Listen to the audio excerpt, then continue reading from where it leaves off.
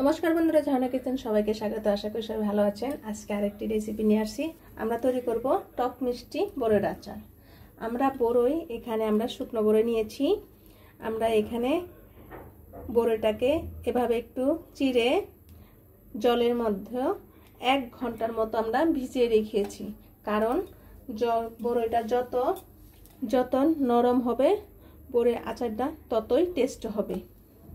অনেকে বড়ই আচার, শুকনো বড়ই আচার যে তৈরি করেন তারা বড়ইটা কিন্তু শক্তই থেকে যায়, কিন্তু এই আচারটা যত ভিজিয়ে রাখবেন জলে 1 ঘন্টার মতো বড়ই আচারটা ততই সফট হবে এবং খেতে ততটাই টেস্টি হবে। খুব সামান্য উপকরণ দিয়ে আমরা আজকে বড়ই আচার তৈরি করব, ঠিক যেন দোকানের থেকেও সে অনেক অনেক বেশি টেস্টি। যে একবার খাবে সে কখনোই এই আচারের কথা ভুলবে না। আমরা এখানে নিয়েছি 500 গ্রামের মতো চিনি, আর আমরা এখানে নিয়েছি 1 চিমটে পরিমাণের মতো মিষ্টি জিরা, অনেকে বলে সব সোয়াদ, অনেকে একজন এক এক নাম বলে, এবং 1 চিমটে পরিমাণের মতো সরিষা। আমরা এখানে 4টে শুকনা লঙ্কা ভেজে টেলে নিয়েছি, ভেজে শিলপাতায় আধা বাটা করে নিয়েছি।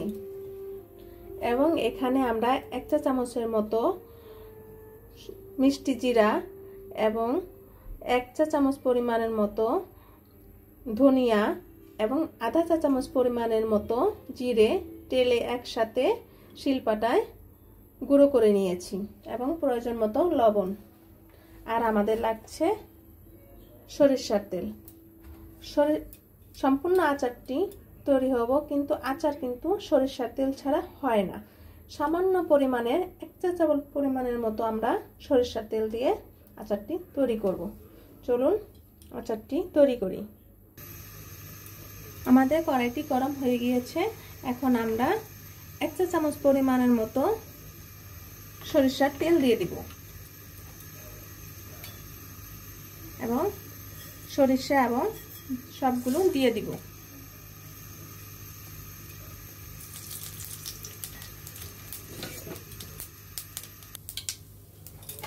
আমরা এখানে চিনিটা দিয়ে দিব।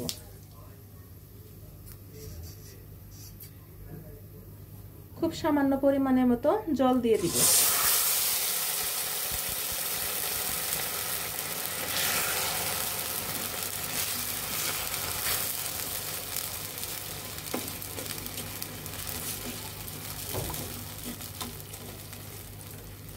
যারা এখনো সাবস্ক্রাইব করেননি বন্ধুরা, প্লিজ একটি সাবস্ক্রাইব করে দিবেন এবং একটি লাইক করে দিবেন, বেশি বেশি শেয়ার করে দিবেন। খুব সহজেই আচারটি তৈরি হয়ে যাবে। আপনারা অবশ্যই কমেন্টে জানাবেন বড়ইয়ের আচারটি কেমন হলো। চিনিটা গলার আগ পর্যন্ত এভাবে খুন্তির সাহায্যে চিনিগুলো নাড়তে হবে। নাড়াচাড়া দিয়ে চিনিগুলোকে গলিয়ে নিতে হবে। আমাদের চিনিগুলো গলে গিয়েছে। এখন আমরা বড়ইগুলো দিয়ে দিব।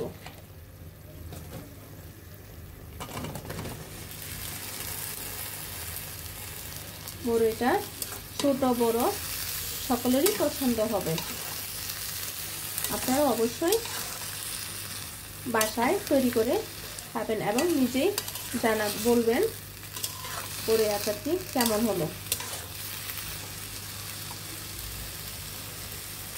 এখন প্রয়োজন মতো আমরা লবণ দিয়ে দিব।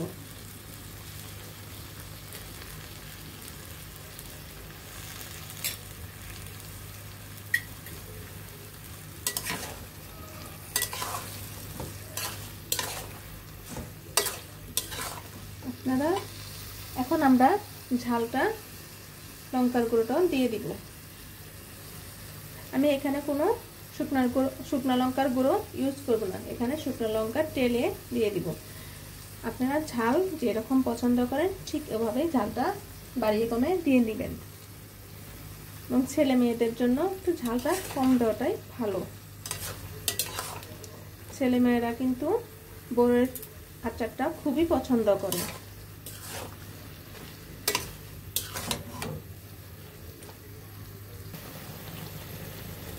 যখন বড়ইয়ের আচারগুলো চিনির সাথে ঘন হয়ে যাবে তখন আমরা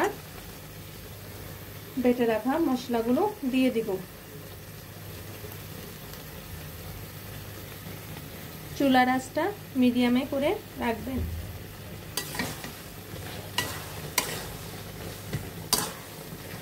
অনেক অনেক সুন্দর ফ্লেভার আসছে, যা জিভে জলই চলে আসছে। এত সুন্দর একটা স্মেল আসতেছে।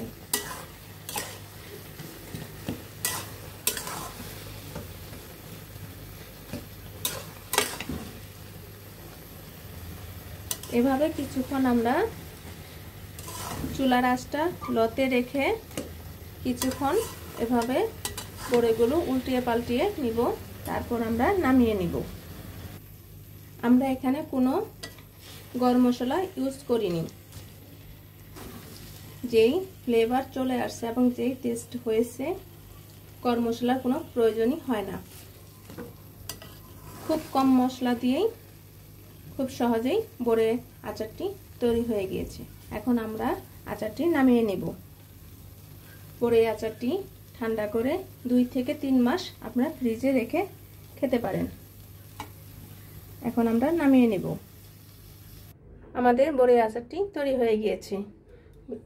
ভিডিওটি কেমন হলো অবশ্যই কমেন্টে জানাবেন। ভিডিওটি দেখার জন্য ধন্যবাদ। Thank you.